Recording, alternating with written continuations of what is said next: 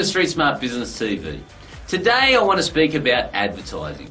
Yeah, normally I refer to it as marketing, but I'm going to talk about advertising today. And why am I doing that? Well, because generally there's two camps when it comes to advertising. You've got one camp that believes in image advertising, and you've got another camp that believes in emotional direct response. Now, I've lived in both worlds. For those of you that don't know, I had a very large air conditioning company in New South Wales. Probably used to spend around about $700,000 or $800,000 a year, and a lot of that was on branding marketing rather than direct response. And until I saw the light, I thought I was doing pretty well. It was great for my ego. I was sponsoring Rosehill Racecourse, you know, all these sorts of things, seeing my name up there. But I've got to ask you the question, just seeing my name up there in lights, does that get me more money? Or having that sort of recognition of a few people knowing my reputation out there, does that get me more money in my bank account? Well, the truth was no. Okay, now I had a pretty big budget, and even my budget wasn't enough to have the amount of leads come in that occurred when I swapped from my brand advertising to my emotional direct response marketing. See, when I swapped to emotional direct response, the leads probably quadrupled for the same amount of money. And that's largely how it dominated the retail industry. And I want the same thing for you. Now, here's the reality. You've got to understand the importance of marketing. See, marketing influences the marketplace. All right? Now, I know you're aware of this, but I've got to state the blooming obvious for you. Let me give you an example. You see, going back to my era, remember when VCRs first came out? You had the Beta and you had the VHS. Now, do you remember which one was better? Well, Beta had a far better picture than the VHS. But in the end, it was the VHS that actually won the war. Why? Because they had better marketing. They had better systems and a better team there getting the message out. And that's what I want for you. I don't want you to be the Beta that might be the very best business on the block. You might be the very best lawyer, the very best doctor, the very best accountant, and yet nobody knows about you because you haven't got effective marketing happening out there. What I want you to do is be willing to get on your soapbox, let the world know how good you are, and remember the story of the Beta compared to the VHS, because it's a very painful result if you don't get on your soapbox. Now, the reality is that you must have effective sales and marketing, because if you're there and you've got this closed thought and say, oh, I've got to do everything myself, I've got to do everything myself, you're never going to be able to grow a business. You're going to be trapped in a job. We want to help you escape from there. When you realise that it's about the sales and marketing, and yes, you've got to create a bloody good product to deliver, but when you have the sales and marketing nailed, then you're going to see that money flood into your business, but not until then. See, I had a cap. I was at that $1 million mark myself for a very long time until I became the marketer of my business.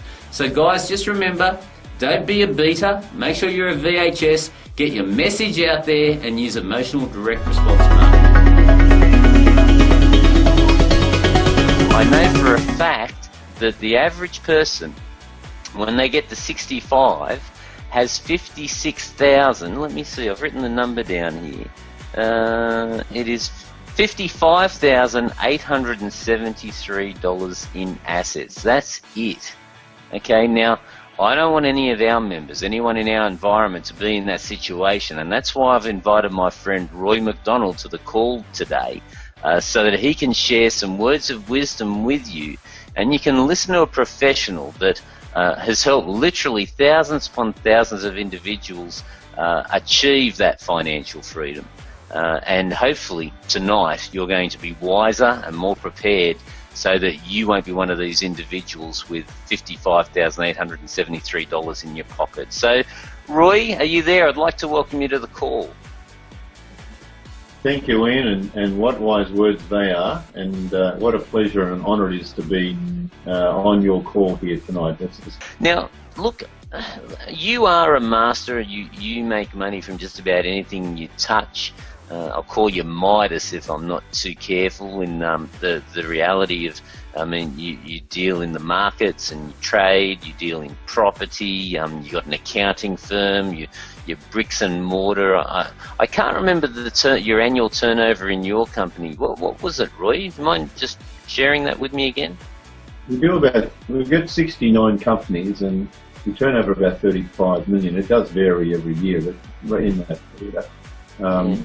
It's still small business, so it keeps us off the streets and keeps us busy. and we love it, and we love being a product of the product for our clients to see. Yeah. So 35 million turnover, and you've got all the challenges that all business owners have. You've got the staff challenges, you've got delivery challenges, you've got marketing challenges.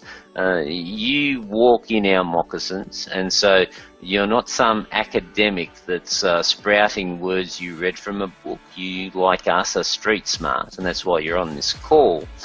With all of the people in your dealings and in all of your investments and ways that you use to generate money, what would you say? Do you have a favourite? Do you have a take on where people should be putting their money, what they should be doing? And I know this is a how long is a piece of string type of question, but I really would love an answer of some sort, from many individuals that I know maybe have some payouts that they're getting. So many people are being laid off from work. If any of you are listening, I do sincerely feel for you. Every time I turn around, there's a major factory closing, and I've always had the opinion that the best security is you working for yourself in your own business. But Roy, I'd love your take on it. Should someone be a trader? Should someone be in commercial property? Should they buy their own home? I mean, all of these things. Please give us just a golden nugget from the master and where you think they should be putting their money. Well, again, what a great question. I personally have a favourite, and it's property. I love property, and I worked out when I was a young boy that by watching others, and as I say, success leaves clues, by watching others, that whatever the success was, whether you owned a restaurant or you owned this or that, you end up putting your money into property. So I thought, well, why not get into property to start with, because that's where you're going to end up. So that was my philosophy. I got into real estate. Okay. So Roy, look, I got your book quite a while ago. In fact, that's one of the first things you did when we first met was give me a signed copy of your book, and it's pride of place on my bookshelf. It is a very interesting read, how to take $1, turn into $1 million in 7 years or less. Now, you kindly said to me that you'd be happy to give this book away to anyone that's serious, and not just order it because you can, because this is a very expensive gift to get and send out and mail out to individuals. But ladies and gentlemen, those of you that are serious in improving your financial situation, those of you that are ready to do something that is solid, I would urge you to just start to understand, excuse me, yeah, there you go. Don't you love live and sneezing live? But I'd urge you to take Roy up on his kind offer. Roy's going to cover the cost of sending it to you, but Roy, I think I speak for both of us. Please do Roy the honour of taking the commitment to read it from cover to cover, because I think it'll be one of the best investments of your time.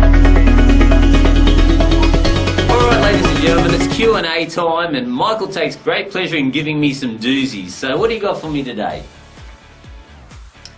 Alright, today we've got Jessica Hitchings.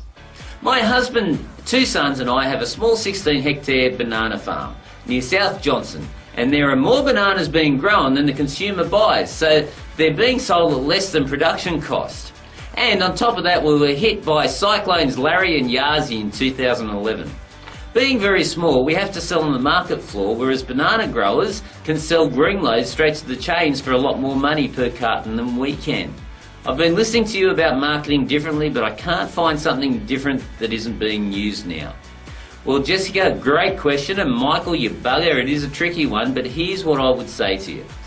Firstly, innovation is key. Work out how you can innovate your product and turn it into something else that your competitors aren't doing. Perhaps into, say, banana baby food. Would that work for you?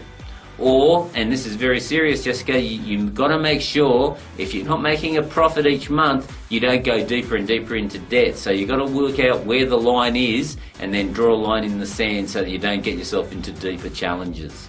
So see what you can do, try to innovate, and if not, work out where that line is and make sure you don't cross it. Until next time, bye for now.